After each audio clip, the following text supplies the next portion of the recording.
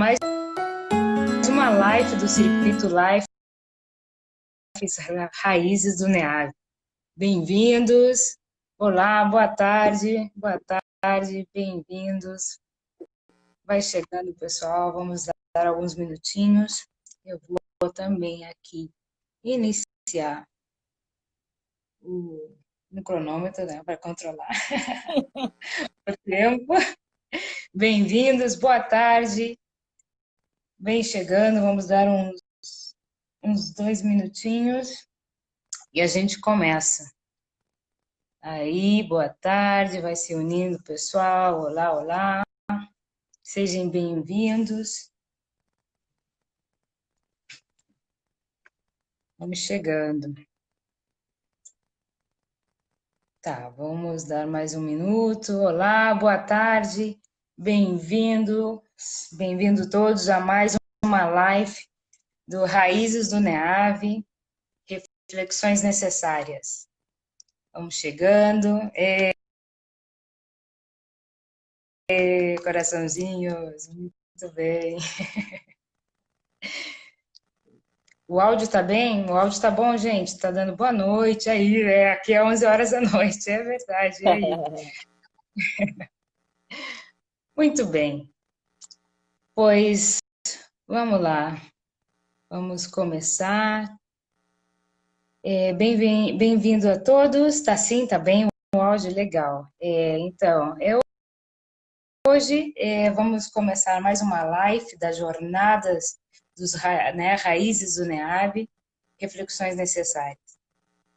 Para começar, eu e a professora Shirley, a gente quer agradecer o convite do NEAV, né, toda a equipe do NEAV, pela coordenadora, a professora Andrea Becker, que nos fez esse convite, né, para ocupar esse espaço e participar desse circuito de lives e de reflexões dos Raízes do NEAV. Muito obrigada.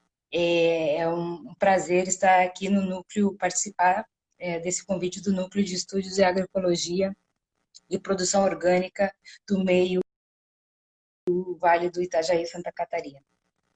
O tema de hoje, que eu e a professora Shirley decidimos realizar e discutir nessa live, trata sobre racismo e a cultura da sustentabilidade ambiental.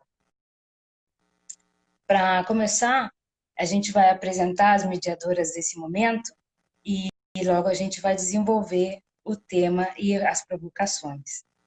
Eu vou apresentar a professora Shirley. A professora Shirley é educadora, é a Ideli, e a empresa tem como objetivo trabalhar a formação integral do indivíduo, trabalhar a alma empreendedora do indivíduo. A professora Shirley tem como experiência a juventude, os jovens. Ela trabalha aplicando metodologias ativas em várias frentes, como liderança, multiplicadores, economia solidária, desenvolvendo vários projetos em Blumenau, Santa Catarina. Agora passo para a professora Shirley seguir a apresentação das mediadoras. Gente, boa noite, é um prazerzaço estar aqui dialogando com a Fernanda. Também quero agradecer ao NEAV aqui em nome da Andréa pelo convite, o IFSC, né? Eu também sou estudante de lá, os meus alunos que estão aí acessando, a Tami, a Gabs, enfim, todos eles vão se chegando mesmo. E aí eu vou apresentar a minha colega Fernanda, que, gente, eu fiz uma colinha, porque isso sim que é um currículo poderoso. Ela é bióloga, ela tem 2 mestrados, tem trabalho na área de biodiversidade, em comunidades remanescentes do quilombola, aqui na nossa região do sul, no Rio Grande, eu acredito, né, Fê? Ela foi professora da cooperação internacional, fez formação com os professores em biologia na Ásia, trabalhou na ONG como assessoria para a educação cívica e para a democracia Timor-Leste. Ufa! Isso sim é um currículo de se dar inveja e respeito. Eu queria, Fernanda, em cima dessa tua vasta experiência internacional e nacional, se tu me permitir, pelo mundo, e com muita experiência, e hoje a gente está falando muito dessa questão do racismo, e falar de sustentabilidade também está atravessado, mas o meu primeiro questionamento para ti é assim, ó, como é que foi a tua experiência aqui como bióloga, aqui na região sul, né, com essa comunidade quilombola remanescente? Eu quero que tu dialogue um pouquinho mais, porque até eu tenho bastantes alunos aqui e vai ser uma super aula para eles. Vamos lá. Vamos lá. Pois essa experiência, né, ela foi assim acontecendo. Nesse caso específico, quando eu tive esse prazer de aprender, né, com as comunidades remanescentes de Quilombo do Sul do Brasil, foi no período que eu estava realizando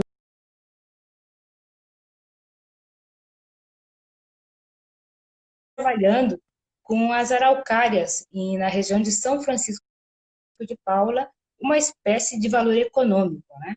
E um trabalho muito bonito, que a gente trabalhava a questão da distribuição dessa espécie numa paisagem, numa área importante, porque tem um valor econômico, né? Então, vamos conhecer como essa espécie estava se distribuindo na paisagem. Nesse mesmo momento, começa também, porque também estudava, né, na Universidade do Vale do Rio dos Sinos, em São Leopoldo, e realmente negros na universidade são muito poucos, né? Então, a referência que a gente tem é, é quase nenhuma. E nesse nível, já na fase de mestrado, no despertar de consciências de direitos sociais, o direito estudantil, eu me perguntei, e a situação do negro, né? Eu estava um pouco deslocada, fazendo a investigação, mas um pouco deslocada. E nesse mesmo período do mestrado, realizando essa investigação, Porto Alegre recebe o Fórum Social Mundial, Um Novo Mundo é Possível, onde sim, e tinha o enfoque das comunidades remanescentes de Quilombo, como vários temas de formação. Eu, bora ver esse tema. Eu estava buscando a minha negritude, essa identidade. Mesmo como bióloga, trabalhando em áreas que eu não via, eu fui buscar essa referência. E o que aconteceu? Encontrei uma equipe de multidisciplinar, de investigadores negros, trabalhando já há muito tempo como as comunidades remanescentes de quilombos no Rio Grande do Sul. Eu fiquei muito encantada, eu fiquei apaixonada com a referência de investigadores negros de diversas áreas. Eu disse, eu quero participar, eu sou bióloga, eu posso aportar. Eles me receberam muito bem.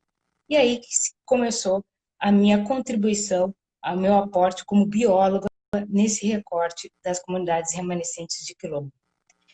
Nesse período, eu fui me dar conta que eu aprendi, né, porque o olhar da bióloga em campo, nas interações que essas comunidades tinham com o seu ambiente,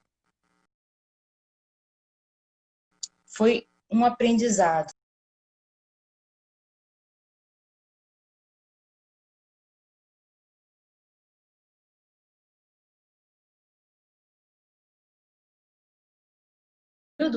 Com essa equipe multidisciplinar, que eu fui me dar conta de vários elementos, né, tantos mecanismos políticos, históricos e legais, que essas comunidades nos seus territórios foram excluídas.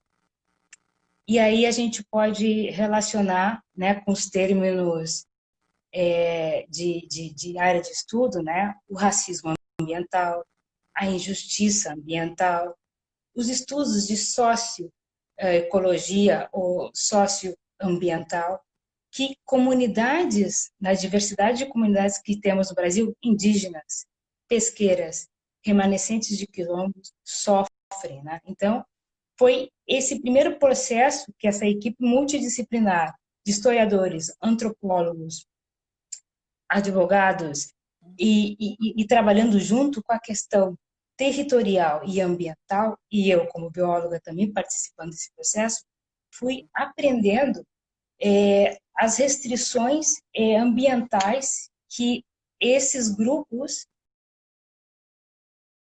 podemos relacionar com o tal do racismo estrutural, né, do Dr. Almeida, né, Silvio Almeida, que traz recentemente essa outra discussão, né, que exatamente, e se pode exemplificar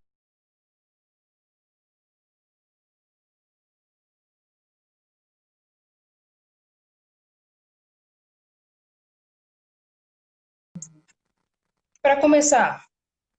Em 1839, né, isso não faz nem 200 anos, são 4 gerações se a gente coloca uma média de cada geração com 50 anos de vida, imagina. Sim, Mas, nem em menos de 200 anos, né, em 1839, negros impedidos de frequentar escolas públicas. Bom, acesso à informação, como o teu trabalho que tu realiza, eu também tenho muitas perguntas para fazer, da formação, acesso à informação, acesso, né, obtenção de instrumentos para aplicar os seus direitos, né? E se em 1839 negros eram impedidos de frequentar a escola pública, uma estrutura, um mecanismo estrutural de impedir acesso à informação, né? Logo, em 1850, a Lei da Terra impede que negros escravizados, alforriados, livres, tivessem propriedades de terra. Então, como a gente pode começar a pensar em sustentabilidade do meio ambiente, né, sem um território, se não se reconhece um território, não? Seguimos a linha do tempo com alguns exemplos pequenos, porque aqui o tempo é pouco, das restrições legais e históricas que os remanescentes de quilombos no seu passado, né, foram levando, né, do 847 dos vadios e capoeira, onde a prática da capoeira e o culto à religião da matriz africana era considerado um delito. E a cosmovisão africana, ela está muito relacionada com elementos da natureza. Se de um determinado momento, um determinado período, foi proibida essa relação, essa prática, né? Porque dentro da cosmovisão africana, não é necessário ter um bosque, uma área verde equilibrada, ou que eles possam relacionar justamente nessa forma de visão religiosa os seus deuses, suas crenças. Então, essa prática, essa forma de ver também a natureza, a sua fé também, num período, era considerado como delito. E, por último, em 1968, mais coisas, mais restrições a gente tem ao longo da história, mas trazido esses elementos, né? Exatamente, a lei do boi, né? Em 1968, filhos de proprietários de terra tinham acesso, né, às cotas para a universidade para cursar, né, sem necessidade de vestibular nem nada, para cursar um curso superior. Então, toda essa estrutura, né, que me recorda muito que o Silvio Almeida retrata, né, o racismo estrutural. Então, foi estruturando de uma forma que um grupo é excluído de benefícios e das relações do seu ambiente, né, do seu território, né? Então, nesse período, a comunidade, a equipe multidisciplinar que a gente estava trabalhando, me ajudou a visualizar isso in situ, né, em real, como a estrutura racializada faz com que um determinado grupo, né, não tenha acesso, ou respeito ou reconhecimento da sua interação ambiental do seu território, né? E com o trabalho que eu estava realizando das araucárias, as sementes, foi esse aprendizado que justamente eu disse, olha, a distribuição que eu estou estudando da espécie de araucária, a seleção genética das sementes da produção econômica tem um fator de influência das comunidades da região de São Francisco de Paula, descendentes de italianos, alemães. Eles também são importantes, eles fazem uma interação. E no trabalho de pesquisa foi uma luta, mas sim que a gente conseguiu colocar esse viés da interação das comunidades com o ambiente que tem, mas foi as comunidades quilombolas que me trouxeram esse aprendizado. E nesse processo das comunidades, um dos fatores muito importantes foi o processo de formação. E aí eu quero te perguntar como está a situação atual nos debates de racismo e que tu comentasse essa experiência dos jovens, né, e a negritude do Brasil. Como é que está a situação atual do racismo no Brasil, especialmente na tua região, Blumenau e Santa Catarina? Bom, aqui no Sul a gente sempre teve uma invisibilidade, né? Uma resistência, tanto que a gente tem aí a Lei 10.639, que é uma lei que a gente está sempre resistindo para conseguir legitimar. Você conseguir colocar no currículo escolar a cultura africana e indígena, já está na lei, já deveria de estar sendo validada, legitimada, e nós ainda estamos caminhando a passo de tartaruga.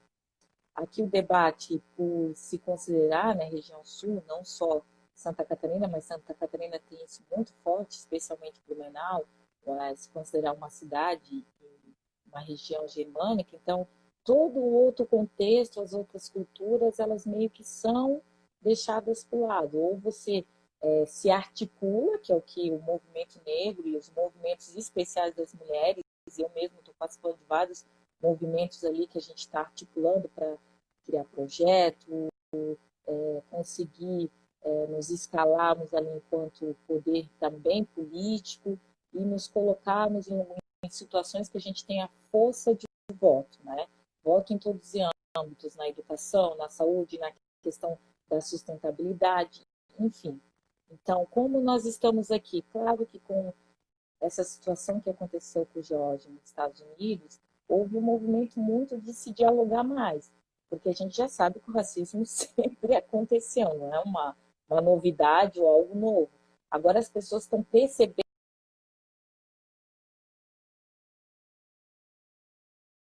Duas colegas minhas que não são negras postaram uma experiência que foi feita em Portugal, que a professora coloca duas bonecas, uma branca e uma negra, e todos os alunos sinalizam que a boneca má é negra, a boneca feia é negra, e aí elas ficaram chocadas, elas até fizeram os relatos ali, nossa, mas eu não tinha noção de onde que o racismo pode atravessar. Então, nós estamos nessa base de debate, existem diversos movimentos bem fortalecidos, a Frente Negra e outros movimentos sociais articulando para estarem, sim, ocupando espaço, mas é o que eu sempre digo nos grupos, gente, não é só um espaço de debate, porque debate agora a gente vai ter bastante, graças aos orixás, né? Mas, enfim, mas ocupar espaço de poder para que nós possamos ser representados como vereadores, prefeitos, deputados, enfim, e articular que a gente consiga dialogar de forma mais assertiva. Sim, vamos dialogar na escola, vamos dialogar nas empresas, né? Vamos dialogar ocupar todos os espaços que a gente que os meus alunos, por exemplo, eles têm eu como referência educadora. Mas quantas educadoras eles tiveram, né? Quantas outras pessoas que não se fique mais só um momento que, por exemplo, eu, enquanto mulher negra, Fernanda, enquanto mulher negra, a gente possa estar ocupando espaço para falar também de outras coisas além do racismo. Então, nós estamos bem articulados, estamos tentando tomar o poder para que a gente consiga validar os nossos direitos e que as pessoas consigam também vir conosco. Porque é o que eu sempre digo, né? O racismo não é um problema do negro. Nós somos vítimas dele. Nós estamos ali existindo constantemente. Aliás, nós estamos exaustos, né? Eu sempre digo isso. Eu vejo os meus colegas falarem: ai, eu estou cansado de bater o racismo. Nossa, que cansativo, lá vem o mimimi, isso aqui. Gente, se vocês que não são negros estão cansados, nós negros estamos exaustos. Exaustos. É mais ou menos isso. Em cima disso, Fê, que tu fez uma introdução belíssima ali, falando da tua experiência, eu queria já amarrar duas perguntas numa só. A primeira é que, em cima desse movimento que tu fez ali essa, com esse povo quilombola, quais são as resistências que tu sofreu? Eu imagino, mas eu acho que tu podes falar mais. E como é que tu acha que está o estado da cultura, no caso, quando você foi morar na Espanha, enfim, passou por tantas experiências aí ricas?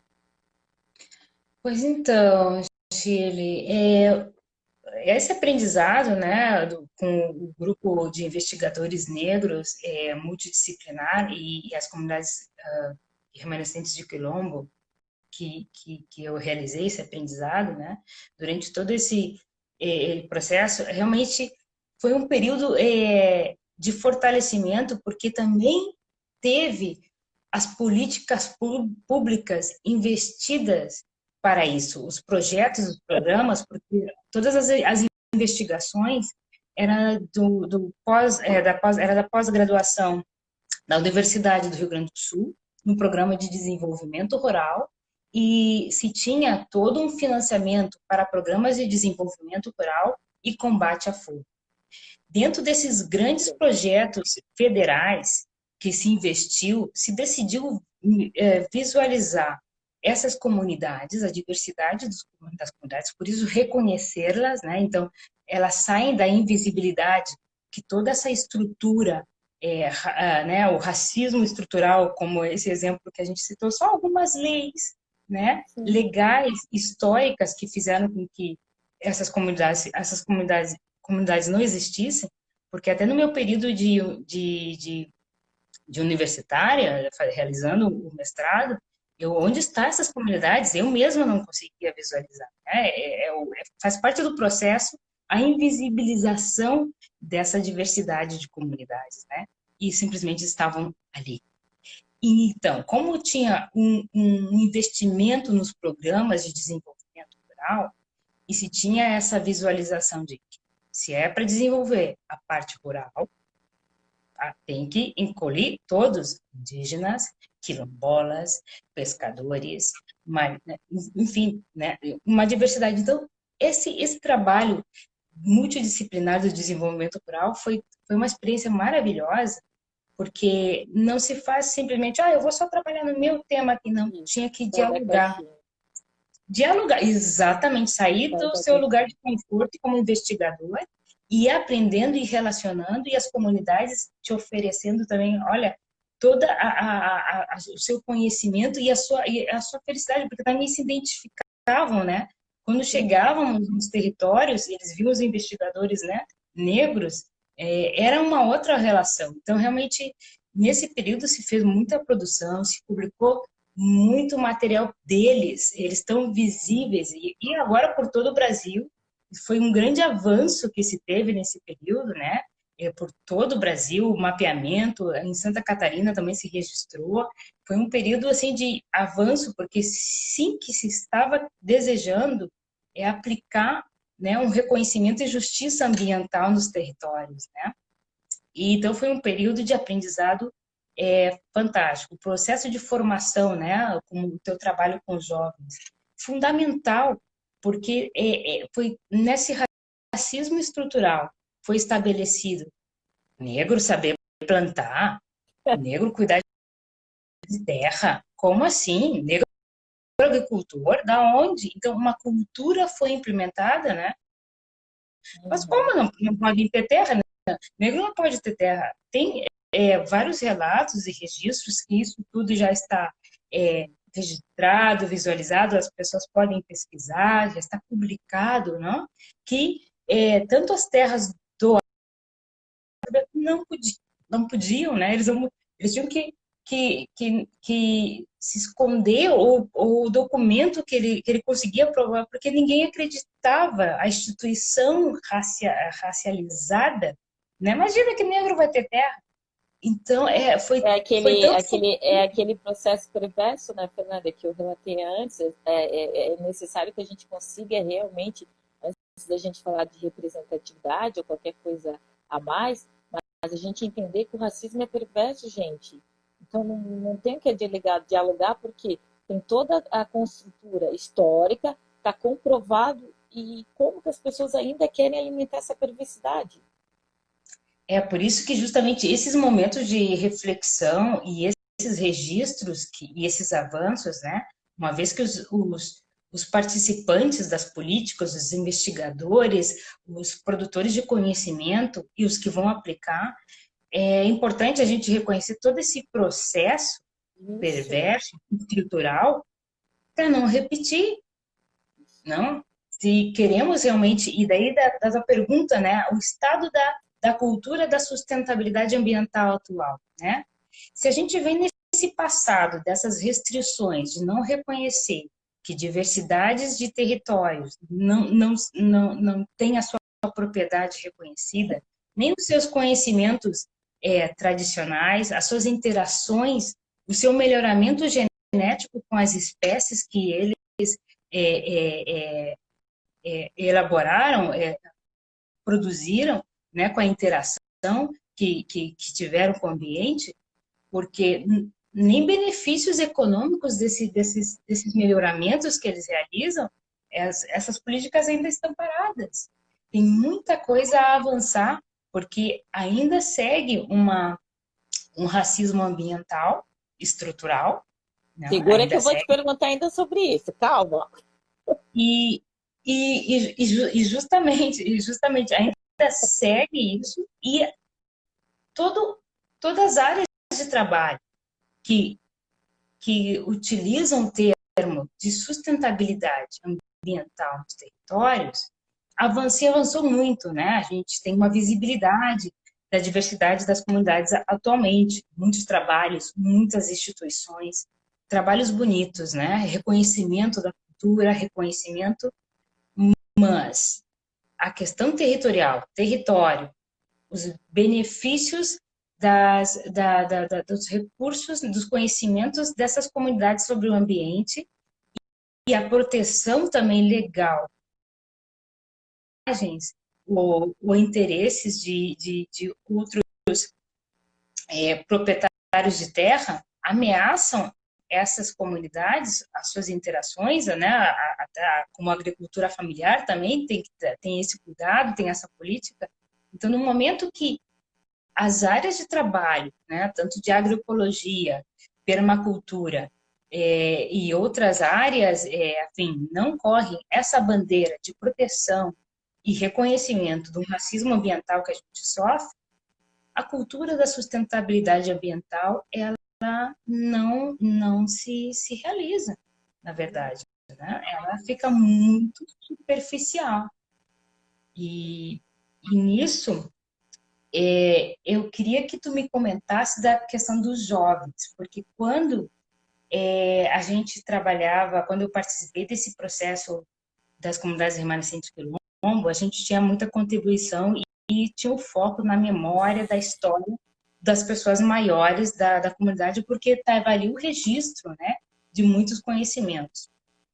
A parte dos jovens, né, os jovens eles estavam mais preocupados em ir para a cidade, trabalho, emprego, e realmente eu, dentro da parte que eu participei do enfoque de trabalhos de etnobiodiversidade, remanescente do quilombo, da situação dos adolescentes, né? E também como professora de ensino médio e fundamental, e também convivendo com jovens, realmente é um grupo da sociedade que é fundamental e a gente não prepara, não estamos focados, né? Para esta formação empreendedora que é o projeto Criarte Educacional. Então, eu queria que tu me relacionasse como tu trabalha, né, a organização com a questão racial dos jovens no Brasil. Porque, por exemplo, hoje de manhã aqui em Valência, saiu que 40% dos jovens, homens, né, os masculinos, vamos dizer assim, eles não aceitam a realidade da diversidade sexual, né? Nossa, Leis, gays, lésbicas e nossa, simpatizantes. Não é 40%. E também aqui não a tem. instituição europeia ficaram em choque com essa situação, porque os jovens eles têm medo de serem né, ressachados, né, nessa situação. Queria que você comentasse um pouco isso também. Nossa, eu até fiquei surpresa, né? Porque tudo isso é bacana para a gente estar dialogando também, porque a gente tem aquela visão que ali fora está tudo perfeito, que as pessoas são mais desenvolvidas, têm mais expertise do que nós. Mas, enfim, eu vou amarrar dois contextos aqui em cima da tua fala. Eu estava pensando, analisando sobre a questão sustentável, que tu fez uma fala ali com totalmente muita propriedade, sobre o sentido que, assim, em que momento que a gente também está apresentando essa nova cultura para o jovem. É necessário estar na escola, e nem sempre o currículo escolar dá conta. Não porque os profissionais não querem, é porque a gente fica engessado no currículo escolar e nós temos que dar conta ali das unidades curriculares ou as disciplinas, em que momento. Então, quando tu falou em políticas públicas, é justamente para isso, para que a gente dê conta de trabalhar com os temas transversais para além da sala de aula. E aí eu trabalho diversos projetos com jovens e neles sempre tem uma oficina de responsabilidade ambiental e sustentabilidade, que eles elaboram uma composteira. E ela é muito bem sucedida. É bem aquela ideia que o Leonardo sempre traz, não, de se tornarem multiplicadores, porque depois eles fazem casa, explicam para o tio, a gente faz da forma mais básica, que é o balde, enfim, porque são 4 horas. Obviamente não sei o que aplico, mas traga um profissional, um biólogo para estar aplicando, né, o professor Gil, né, que atua comigo. E aí é uma aula muito bacana, porque ele traz todos esses elementos que depois a gente pode trabalhar de forma mais colaborativa, porque tem isso, né? Quando você fala em responsabilidade ambiental, não tem como tu falar só nas tuas questões individuais. É o coletivo, é o olhar, é o cuidar, o autocuidado e também eu estar cuidando do meu próximo. Eu analiso a juventude do Brasil, é muito interessada, mas assim, a gente tem que oportunizar, a gente tem que levar as provocações. Eu trabalho com jovens há bastante tempo e observo que eles provocados, eles conseguem fazer qualquer projeto de forma significativa, provocados e orientados. Mesmo aqueles que estão nos seus dogmas, nas suas questões religiosas, com as suas demandas, bem articuladas, eles vão começar a se tornar reflexivos. Nossa, pois é, mas por que? E aí eles começam a se perguntar, nossa, por que na minha rua não passa a coleta de lixo de reciclado? É algo que tu tem que questionar mesmo. Então, ela bate na porta do secretário responsável para tu questionar, tu é um cidadão. E aí a gente tem que desenvolver essa juventude com muito cuidado no sentido que nós temos que ser bem certeiros, porque são essas pessoas que serão nossos representantes do futuro, tirar essas crenças, esses dogmas que tanto são inseridos, para que eles consigam ter afetividade nas suas ações. Que um exemplo simples, Fernanda, por exemplo, eu tenho alunos que têm um vínculo religioso bem forte, mas mesmo assim eles são a favor, eles falam, olha, eu tenho essa religião, eu acho também não tenho outra condição sexual, mas eu analiso, professora, que é um direito da pessoa poder periciar o que ela quiser. Se ela quer se relacionar com homens, com mulheres, se ela quer casar, ela tem direito de casar, ela tem que ter os direitos jurídicos, mesmo estando vinculado com as suas crenças. É isso que a educação tem que fazer para a juventude. Isso eu chamo de que conscientizar. Quando a gente consegue que a pessoa faz a divisão daquilo que está em dogmas, que está na sua crença, das suas aprendizagens, mas ele consegue olhar, não, mas é o direito do outro. O direito do outro eu não posso tirar. Então, a gente tem belíssimos trabalhos e a gente tem que entender que esse trabalho só é feito quando tem educação com qualidade, quando tem políticas públicas para conseguir patrocinar esses diversos projetos que estão aí auxiliando também na educação, até porque a nossa educação básica é muito boa. A gente está vendo agora, nós estamos passando por uma pandemia, e se, óbvio, né, nós estamos um governo responsável, mas enfim, mas assim, ó, ainda existe uma assistência de qualidade porque tem um SUS que funciona. Um SUS que as pessoas tanto se queixavam. Por isso que é importante a gente sempre defender a política pública dos nossos hospitais, das nossas escolas estaduais, das nossas escolas municipais, e, os nossos institutos federais. Eu mesmo sou estudante do Instituto Federal de Gaspar. Por quê? Porque se a gente perde isso, a gente dá toda a abertura para o privado. E aí é o que o neoliberalismo quer. Mas em cima disso, Fernanda, conversa boa, né? Passa rápido. Em cima disso, a gente está dialogando aí bem legal. Eu quero que tu me diga, tu já falou mais ou menos como é que está a cultura, como é que tu visualiza, enfim. Mas qual é o caminho? Como é que a gente pode se encaminhar para uma cultura de sustentabilidade justa? O que tu pensa? Pois assim, na minha opinião, como né, a gente chegou a pontuar essas estruturas que é importante que elas existam, né, as políticas e sejam públicas de todos, o processo democrático, né, esses elementos são fundamentais, né, estarem aí. Mas esses momentos de reflexão, mesmo que no Brasil, a situação atual do desgoverno que realmente parece que pode jogar tudo para trás, né, pra retroceder, realmente, né, a gente tem nos registros da história, né, civilizações que estavam super avançadas e de uma hora para outra reverteram, né, Egitos e outras situações, né, o mundo, que agora estamos numa pandemia, né, global, que atingiu aqui a Espanha, está aí atingindo o Brasil fortemente, ninguém esperava, então, realmente, com esses procedimentos da história, né, a gente tem que aprender com isso, e por isso que esses momentos, esse espaço, né, que o NEAV está produzindo de reflexão, uma comunidade que tem interesse, isso é importante, porque essas pessoas vão ocupar, né, posições de poder e de decisão. Né? Então, se elas se alimentando, se formando de várias perspectivas, esse é o processo de esperança. Né? Hoje em dia, bom, o racismo, né, que aconteceu com o George Floyd, o assassinato dele filmado e visto por todo mundo, é uma coisa normal nos Estados Unidos e no Brasil a morte de homens negros, né?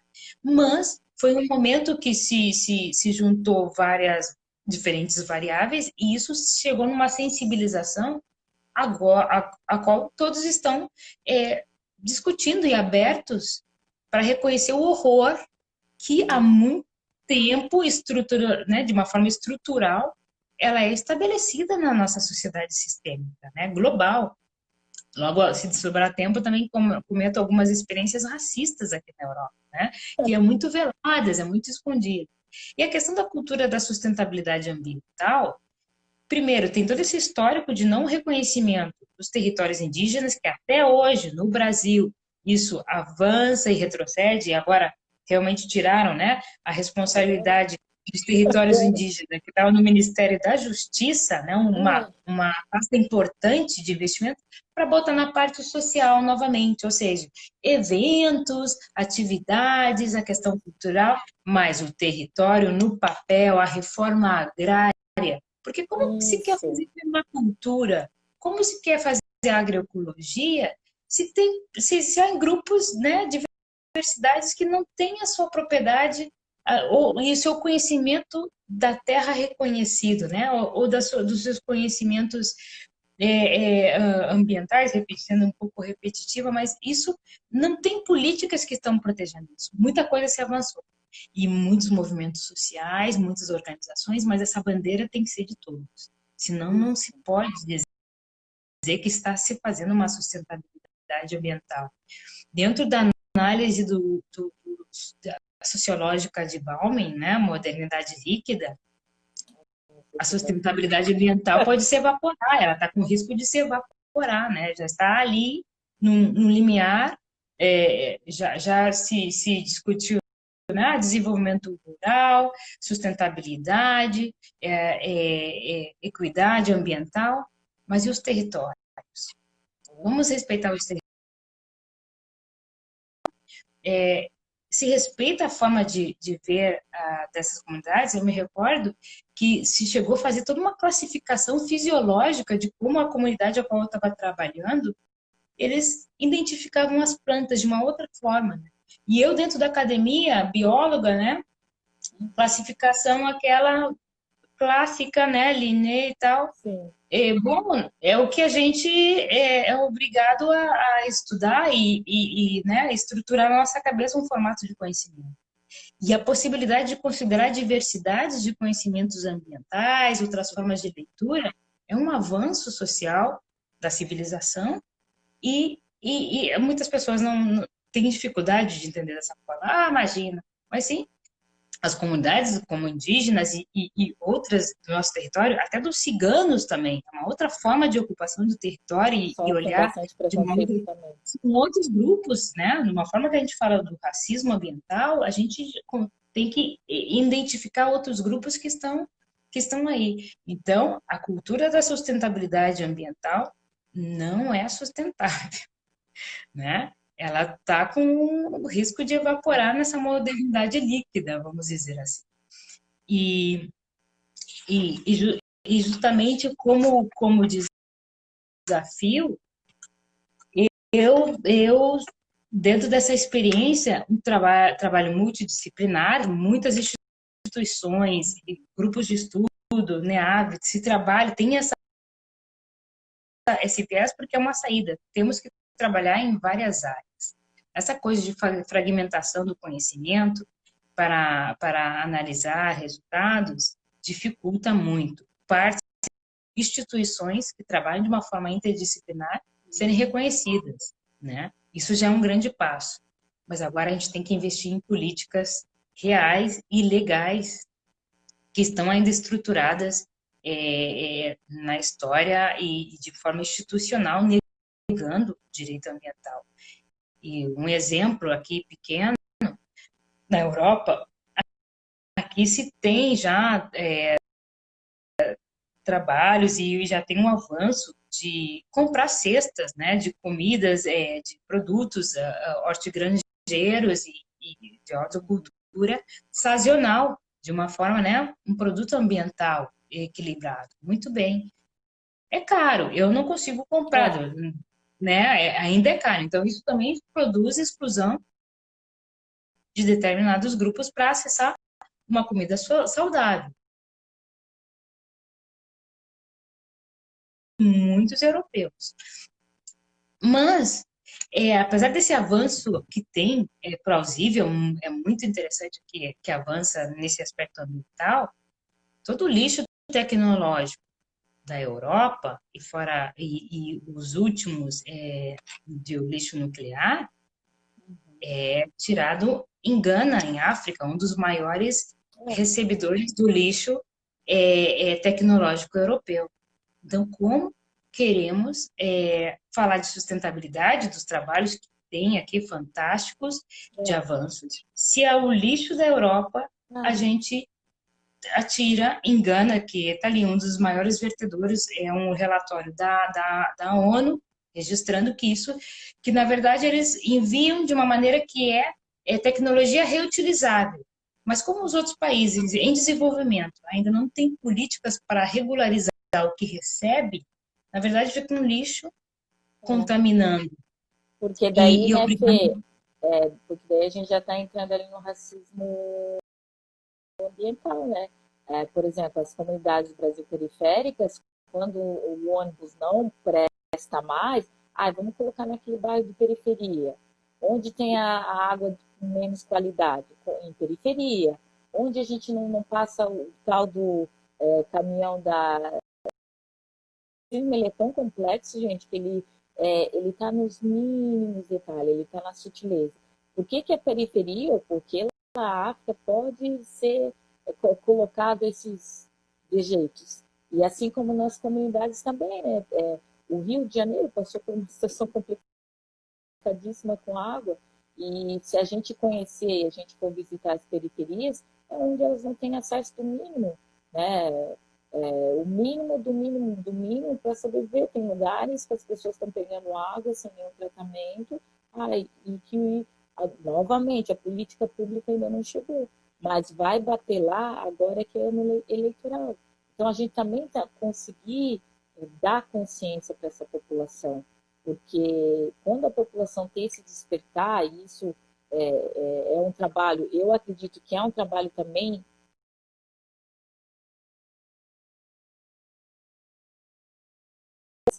de pessoas que querem um mundo mais consciente. Eu não gosto muito da palavra do mundo do bem, porque isso me leva para um lugar que eu fico pensando, meu Deus, tem tanta gente dizendo que é do bem, tanta gente usando essa palavra para fazer outras situações, né? O nosso presidente também se diz cidadão do bem, então eu já fico assustada. Quando a pessoa fala do bem, eu fico assim. Então eu quero ter cidadãos conscientes. Quando o cara percebe, ué, o político veio aqui, me deu uma cesta básica, mas ele está gastando dinheiro público. O dinheiro público é o meu dinheiro. Eu não sei como é que está nosso tempo feito. Está controlando ali, se dá para fazer mais uma pergunta. Como é que Bom, estão? a gente tem, sim, a gente está o quê? Com uns mais 10 minutinhos a gente tem aí. Não, não é, mais 7 minutinhos por aí. Então, acho que vamos para finalmente. Eu acho que tu tem mais propriedade para, de repente, desenhar um pouquinho sobre a questão do racismo ambiental e essa questão de sustentabilidade e reforma agrária. E vamos finalizando, porque se é 7 minutinhos, a gente também tem que fazer os agradecimentos, né? Tem muito É assunto verdade. para pouco tempo. Exato, né? A intenção da sustentabilidade ambiental, o racismo estrutural, que hoje em dia muitas pessoas estão utilizando, às vezes não entendem um pouco, como assim, né? É, Racismo estrutural, né? É justamente que tem elementos políticos, sociais estabelecidos isso, para, né? É uma ferramenta, uma metodologia de oprimir intencional e o grupo reconhece, aí grupos que não, eu me beneficio com a situação e não quero dividir. Tem isso, né? Por isso que que até é depois aquilo que queria a te gente, perguntar, que é aquilo que a gente queria sempre até te chama de perguntar se privilégio branco, né? futuramente, exatamente, queria te perguntar se futuramente, porque creio que as pessoas estão, né, estão pedindo formação até antirracismo, né? Porque segundo Sim, a estrutura do racismo, quando o racismo é individual, a pessoa tem que ter se tratado como um elemento que foi estruturado e criado nessa história para oprimir, porque não se quer dividir benefícios, né? E tem que explorar o outro, né? Logo, o racismo institucional se estabeleceu que o setor, né, o governo, né, a instituição pública não faz bem o seu trabalho e daí cria uma situação de desigualdade. E vem agora recente de racismo estrutural, não, é que é toda uma estratégia metodológica é, intencional, né, para manter, porque não se quer dividir e isso não é sustentável. Então, a questão da sustentabilidade ambiental e racismo vai passar no futuro no grande desafio de reconhecimentos e reforma agrária das políticas, acesso à educação, porque as pessoas têm que ser empreendedoras e ter voz em reconhecer e exigir os seus direitos. Que o vizinho está poluindo a sua água, aí eu não vou falar com ele, não, porque eu não vou conseguir. Não. exatamente, exatamente. Exato. Então,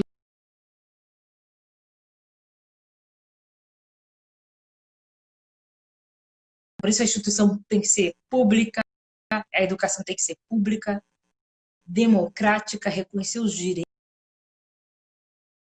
No Brasil aí todo reconhecimento dos seus conhecimentos ambientais. Isso é outra história. Passo para você.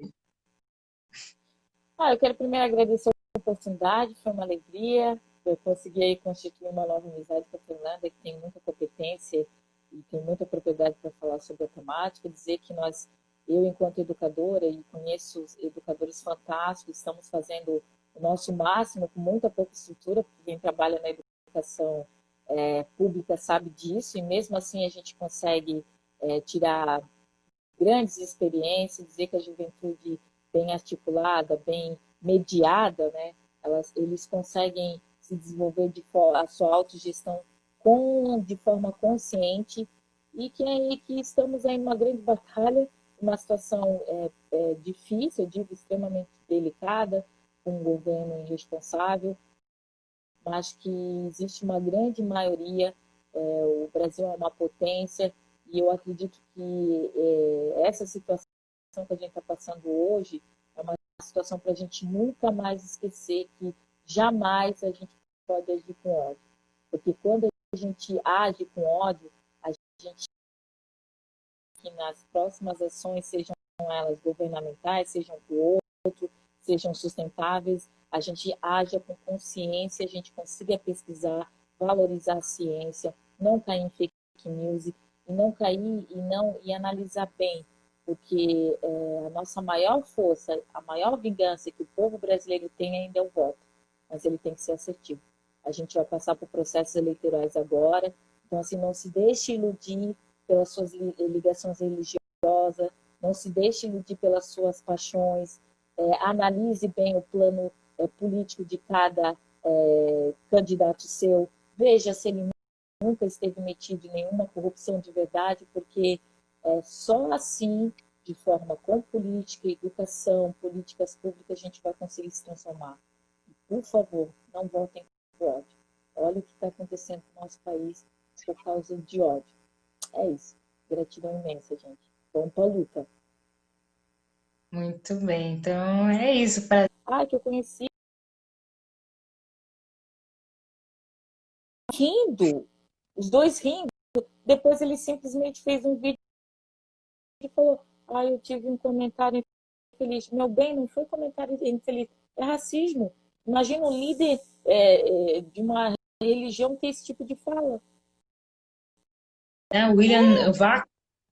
Foi um comentário infeliz. Não. É o delito, né? Mas não foi reconhecido no sistema, né? No sistema estrutural. E isso que vai tardar. E tem grupos sociais, sociedades que tardam em reconhecer situações, tarda mais, precisa mais informação, mais acesso de discussão para amadurecer e avançar. E tudo é tempo. Também a gente tem que reconhecer, faz menos de 200 anos que a gente está saindo dessa situação no Brasil. Aqui então, o Brasil a gente está 131 anos livres. É muito recente, gente, é muito recente. É muito recente. Parece, isso está longe. Não, está longe não. Faz nada. Isso. Faz pouco esses processos, e as lutas dos movimentos sociais são fundamentais, e isso numa democracia é importante, né? Então, é importante que se siga, que se estimule os jovens e que trabalhe essa liderança, né? Isso é fundamental. Autogestão de forma consciente, né? Porque pessoas do bem, eu fico assustada. Atualmente, se a pessoa me diz que é do bem, eu dou um passinho para trás. Eu quero pessoas conscientes. Porque quem quer consciência